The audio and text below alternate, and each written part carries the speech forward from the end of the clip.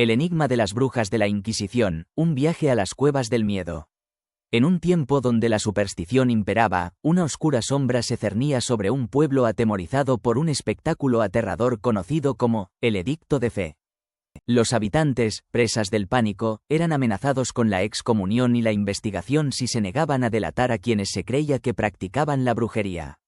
La Inquisición de Logroño, decidida a erradicar esta amenaza percibida, envió a 2 clérigos para indagar. Sin embargo, lejos de calmar las aguas, sus acciones solo avivaron las llamas del temor. Las mujeres acusadas fueron arrestadas y llevadas a la prisión de Logroño, donde las esperaba un destino incierto. Dejemos la historia por un momento y aventuremos en las famosas cuevas, el epicentro de las acusaciones de brujería. Según la Iglesia, era aquí donde estas mujeres invocaban a fuerzas oscuras. Comienzo mi viaje en el Puente del Infierno, un lugar donde se cree que se ramifican varios senderos. El camino es sencillo, con tramos para descansar. Afortunadamente, llegué temprano y disfruté de la soledad en este lugar turístico. Los oscuros túneles evocan un pasado siniestro. Hay pequeñas grutas sugerentes, pero el acceso está restringido por razones de seguridad. Las inscripciones en las cuevas dan testimonio del tormento infligido a las supuestas brujas. Edictos de fe, torturas despiadadas. El horror se había apoderado de la población. El temor a ser acusados llevó a la gente a denunciarse entre sí, sin motivo alguno. La Iglesia, en su implacable campaña, veía la brujería en todo lo que no era suyo. Los remedios naturales eran pactos con el mal, mientras que los milagros realizados por los hombres eran obra divina. Una de las cuevas principales era el escenario de los supuestos aquelarres. La etimología de la palabra, aquelarre, macho cabrío en euskera, en sí misma evoca las asociaciones demoníacas. La gente ha dejado tótems y piedras como una ofrenda silenciosa a las víctimas de la persecución. Los túneles son más cortos de lo que esperaba, pero la aventura continúa. Un museo espera, prometiendo arrojar más luz sobre esta oscura época. En España, 125.000 personas fueron procesadas por brujería, según el Vaticano. El pánico se extendió como una plaga, abrumando a los inquisidores. Alonso de Salazar, un inquisidor diferente, comenzó a dudar de la culpabilidad de los acusados.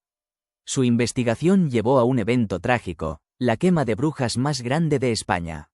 Los prisioneros marcharon por las calles de Logroño, seguidos por una multitud de 30.000 personas ansiosas por presenciar el horror. El espectáculo, diseñado para sembrar el miedo, marcó un oscuro capítulo en la historia de la superstición y la intolerancia. Las cuevas del miedo siguen siendo un testimonio inquietante de un tiempo en que el terror reinó supremo, un recordatorio de la fragilidad de la verdad y el poder destructivo del fanatismo. Los horrores de Zugarramurdi, una inquisición fatal. En el corazón de la oscura historia de la caza de brujas, el pueblo de Zugarramurdi se alza como un sombrío testigo de la crueldad humana. El 7 de noviembre, 31 clérigos fueron llevados a la cárcel para pasar su última noche antes de ser sentenciados. Vestidos con los ominosos sanbenitos, túnicas con capirotes que señalaban su culpabilidad, su procesión era un espectáculo macabro. Pero entre los acusados había un escalofriante detalle: algunos estaban muertos. Las torturas despiadadas habían cobrado sus vidas antes de que pudieran ser condenados. Para estos casos, se recurría a 2 opciones espeluznantes. Si el cuerpo se conservaba, el cadáver era juzgado y condenado, evitándole el tormento del fuego. Sin embargo, si el cuerpo se había perdido, se creaba una efigie, un muñeco con mechones de cabello o huesos de la persona, que se utilizaba en su lugar. Este macabro espectáculo servía como una advertencia escalofriante para los aldeanos. Vivo o muerto, el acusado sería castigado, asegurando su condena en este mundo y, según se creía, en el más allá. De los 31 condenados, 11 fueron declarados culpables de herejía, 5 de los cuales ya habían fallecido. De los 20 restantes, solo 12 sobrevivieron a las penas de cadena perpetua o exilio, mientras que 8 murieron a causa de las torturas. La caza de brujas en Zugarramurdi generó un clima de pánico y paranoia. La Iglesia, que había incitado el fervor, se dio cuenta de que algo estaba terriblemente mal. No obstante, el daño estaba hecho. La vida de miles de inocentes se había extinguido por acusaciones infundadas de brujería. Hoy, los salmos de la maldición y los instrumentos de tortura que se exhiben en el Museo de la Brujería en Sugarramurdi son un sombrío recordatorio de la tragedia que ocurrió entre esas paredes. Los sanbenitos marcados con cruces recuerdan la crueldad del hombre y la insaciable búsqueda de chivos expiatorios. La caza de brujas no solo fue un episodio de barbarie, sino un ataque a la razón y la justicia. A través de la presión y el miedo, la gente fue llevada a creer en una amenaza que no existía. La Iglesia, con su poder e influencia, silenció las voces de los escépticos y condenó a muerte a los inocentes. La historia de Sugarramurdi es un testimonio de la voluntad humana de creer en lo irracional y de la terrible injusticia que puede surgir cuando el miedo y la superstición se apoderan de la razón. Que sirva como un recordatorio de que la verdad y la justicia deben ser siempre defendidas, incluso cuando las fuerzas de la oscuridad intenten silenciarlas. El aquelarre de las brujas de Sugarramurdi, un viaje a lo sobrenatural. En un sombrío enclave al noreste de Navarra, miles de almas atormentadas buscaron refugio en Sugarramurdi, huyendo de la implacable mano de la opresión. Entre ellas, María de Schildec, una joven de 20 años, había regresado a su tierra natal convertida en una maestra de brujería tras su paso por el País Vasco francés. En Francia, María no solo había asimilado las leyendas de las brujas, sino que había abrazado su poder. Durante 18 meses, se instruyó con las temibles brujas de la Bourd, dominando el conocimiento de las hierbas curativas, el arte de la adivinación y la capacidad de volar. En sus aquelarres secretos, a la sombra de cuevas azotadas por el viento, aprendió a elaborar un ungüento místico que permitía a sus participantes danzar desnudos bajo la tenue luz de las hogueras, mientras el estruendo del mar reverberaba en las cavernas. Era una época de fervor ocultista, descrita vívidamente por Juan Maston, un cronista que documentó el nefasto proceso de Sugarramurdi. Antes de su iniciación, un brujo era preparado con un ungüento hediondo, y en un ritual macabro, era transportado por el aire a la guarida donde el mismísimo demonio, con su apariencia petrificante de hombre negro y cuernos incandescentes, presidía. Con reniegos y blasfemias, el nuevo adepto se entregaba al espíritu maligno, besando sus partes íntimas y recibiendo su marca indeleble. Sin embargo, el corazón de María de Schildec comenzó a vacilar, y su arrepentimiento la impulsó a romper con su sombrío pasado. Desesperada por expiar sus pecados, se convirtió en una delatora, denunciando a sus antiguas compañeras de aquelarre. Su acusación contra María de Juretguía, una vecina inocente, escaló rápidamente, poniendo en marcha una cadena de acontecimientos imparables. Juretguía, sometida a una presión insoportable, se vio obligada a confesar su supuesta brujería, inculpando a sí misma y a otros 10 supuestos hechiceros. Como una plaga imparable, la acusación se extendió, y la Inquisición, alertada por los oscuros rumores, envió a sus agentes a Sugarramurdi. La llegada de los inquisidores sumió al pueblo en el caos. Interrogatorios brutales, búsquedas de pruebas incriminatorias y acusaciones absurdas se convirtieron en la norma. El mero hallazgo de un sapo en una vivienda era suficiente para condenar a sus habitantes, ya que se creía que estos anfibios eran los leales esbirros de las brujas. Una a una, 10 almas fueron detenidas, sometidas a un juicio injusto basado en confesiones extraídas bajo presión y tortura.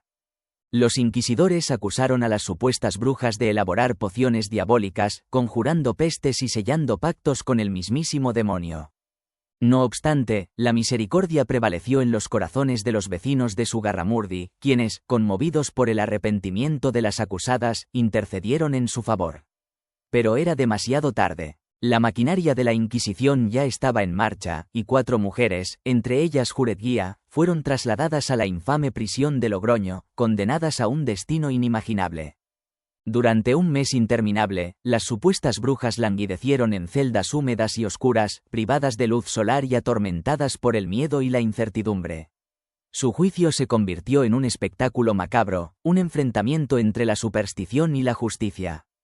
Y así, el aquelarre de Sugarramurdi se desvaneció en la oscuridad de la historia, dejando tras de sí un legado de miedo, persecución y la eterna fascinación por los misterios del mundo sobrenatural.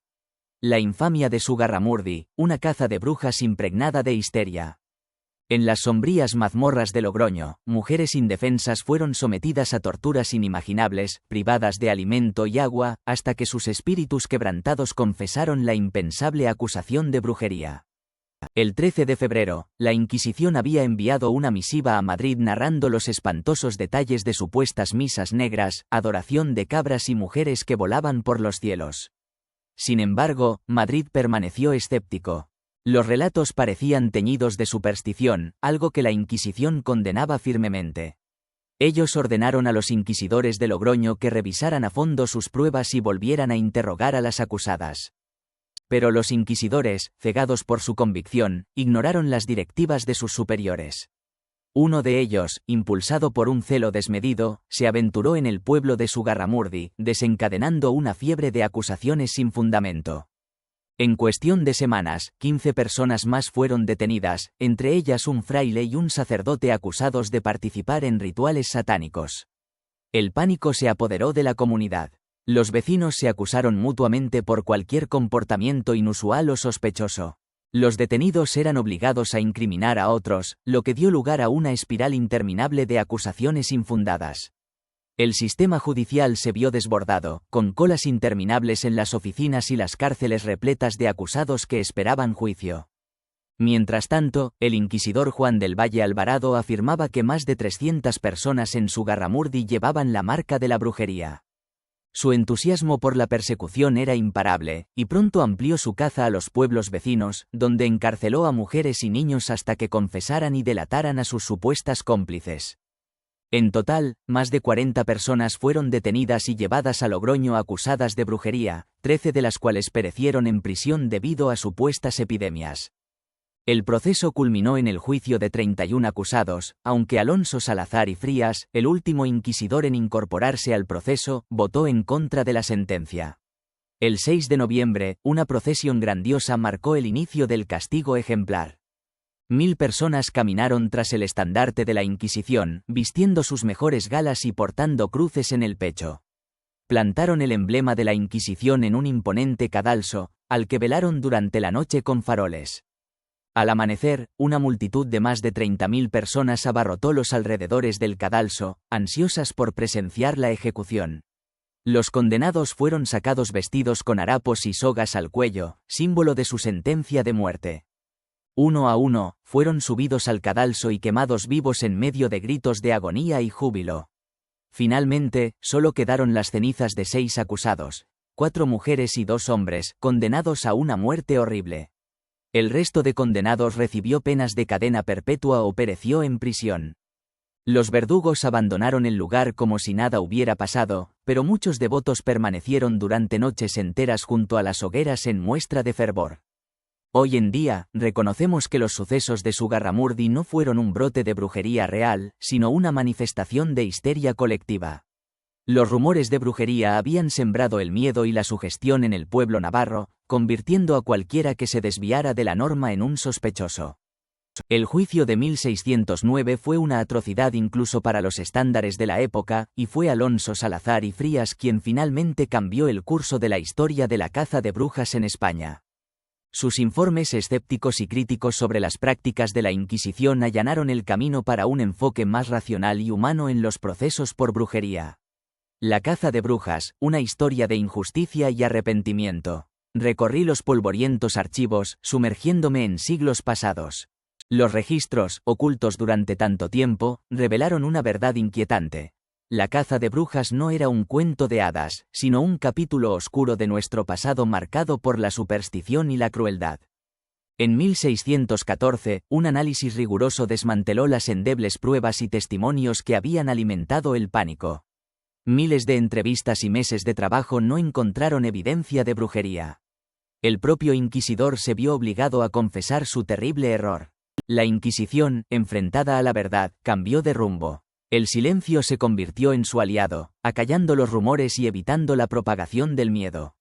Inquisidores como Salazar demostraron la falsedad de las acusaciones, forzando la suspensión de casos y la corrección de injusticias. Los trajes de penitencia fueron retirados, pero el legado de la caza de brujas persistió. Si bien su práctica disminuyó a partir de 1630, no fue hasta mucho después que finalmente llegó a su fin. Pero la superstición no desapareció. En su lugar, dio paso a un nuevo miedo, los duendes. Una voz siniestra que emanaba de una chimenea atormentó a los habitantes de Zaragoza, marcando un nuevo capítulo en la historia de lo paranormal. Y así, la caza de brujas se transformó en la creencia en criaturas invisibles, un testimonio del poder de la imaginación humana y el anhelo de lo desconocido.